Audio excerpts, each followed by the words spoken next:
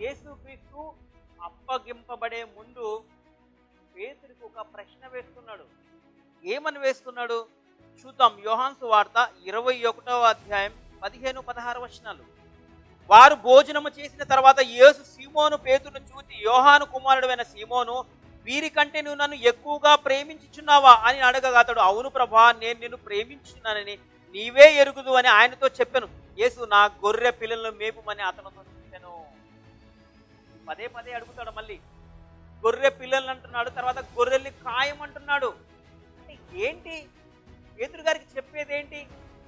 జ్ఞానాన్ని బట్టి బోధించమంటున్నాడు, జ్ఞానాన్ని ప్రకటించమంటున్నాడు, వారిని కాపాడమని కోరుకుంటున్నాడు. ఎందుకంటే వాక్యంతో వారిని పెంచి పోషించమంటున్నాడు.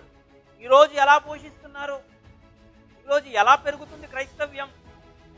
అద్భుత కార్యాలు, వారికి లాభేక్ష కలిగిన బోధలు వారికి ఇష్టంగా ఉన్నాయి.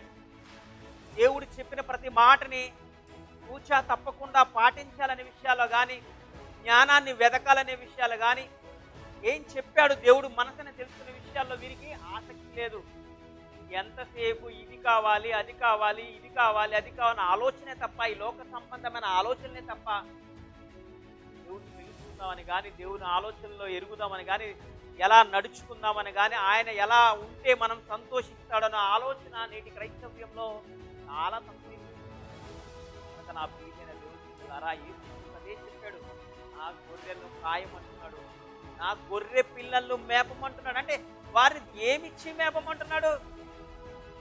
వాక్యం అనే పాలతో వారిని పోషించమంటున్నాడు. జ్ఞానం అనే ఆహారాన్ని